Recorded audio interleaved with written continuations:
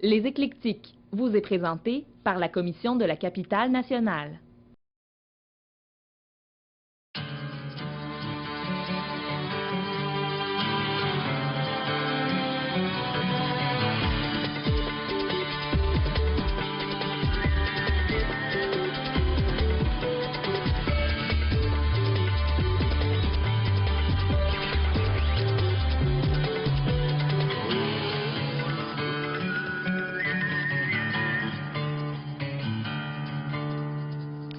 Bonjour, ici Mathieu Dugal et bienvenue aux Éclectiques, votre quasi-émission d'été. Mais aujourd'hui, on va quand même être un peu dans le ton avec le sommelier Rémi Charret qui va venir nous corrompre à Grande Lampée de Cassis.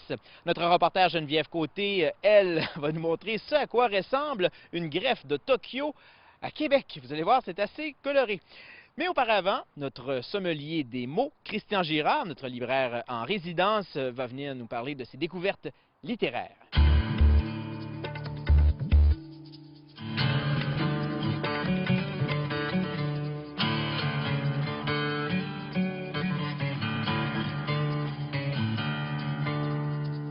Aux Éclectiques, on a une devise, c'est pas parce que c'est l'été qu'il faut lire du Patricia Highsmith. Et justement, on a quelqu'un ici qui nous en conseillera pas. Christian Girard, bonjour. Bonjour, Rebonjour plutôt, ouais, parce qu'on s'est laissé à la fin de la saison dernière avec des suggestions de lecture. Et bon, tu es devenu, de fil en aiguille, notre libraire en résidence. On va se voir à plusieurs reprises cet été. Oui, tout à fait. C'est une très bonne nouvelle parce que, vous savez, on va voir un sommelier tout à l'heure. Et là, il n'y a pas un restaurant qui se respecte, il n'y a pas de sommelier. Hein, et on les voit partout maintenant, les sommeliers. Et on oublie qu'en littérature, avec la marchandisation, la spectacularisation de la littérature, bien, un bon conseiller en livre, ça vaut son pesant d'or. Et aujourd'hui, ben, tu vas le prouver avec comment dire, des titres assez, à la fois pointus et moi qui ont éveillé beaucoup de curiosité chez moi. On commence tout de suite avec un Québécois, Oui, Éric Plamondon, une histoire abracadabrante, celle-là. Hein? Oui, ben c'est en fait une biographie en accéléré de Johnny Weissmuller, qui est Tarzan, donc qui a incarné Tarzan, et c'est le seul personnage en fait qu'il a vraiment incarné dans quelques films.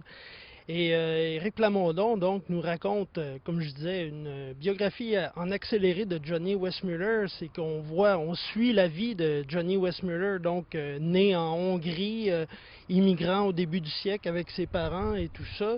Et on voit sa carrière olympique, qui a été champion olympique, un des premiers à battre le record de 100 mètres nage, et qui avait une façon de nager le crawl avec la tête au-dessus de l'eau et tout ça. Et c'est ça qui lui a permis de décrocher le rôle de Tarzan, parce qu'il il faisait des expositions, tout ça pour des compagnies de maillots et tout ça. Mais quel destin incroyable, hein? On Oui, est vraiment dans quelque chose, c'est presque un animal forain à ce niveau-là. Tout à fait, puis c'est un animal forain qui a été un peu dévoré par son propre mythe. Il a incarné un mythe qui était plus grand que lui, parce qu'il a très mal terminé après ça. Donc, une vie, à partir des années 60, sa carrière est allée en périclitant. Puis, il a fini placier dans un restaurant à Las Vegas.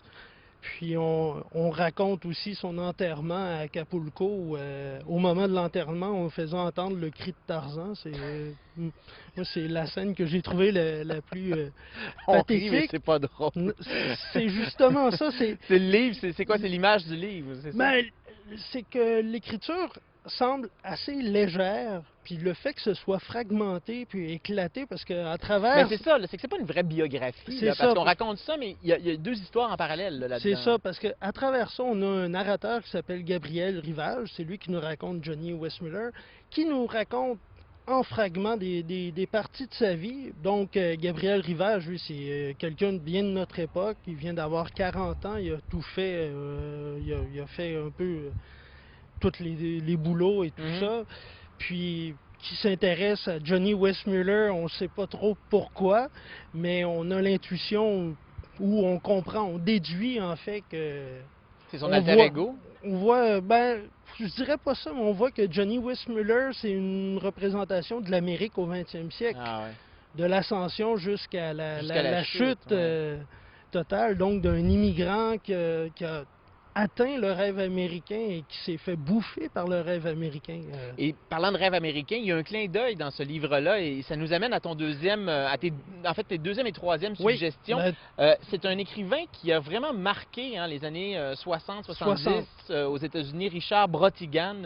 Et il y a un clin d'œil donc dans Hongrie Hollywood Express avec Tokyo Montana Express, qui est un roman de Brotigan. En effet, ben, c'est pas un roman, c'est encore une fois, c'est un recueil de textes, de courts textes qu'on pourrait pas appeler vraiment des nouvelles, on pourrait dire des petits contes ou presque de la prose, un peu à la manière de Baudelaire. Des instantanés. C'est ça, exactement ça. Et ce que je voulais dire, c'est qu'Éric Plamondon, le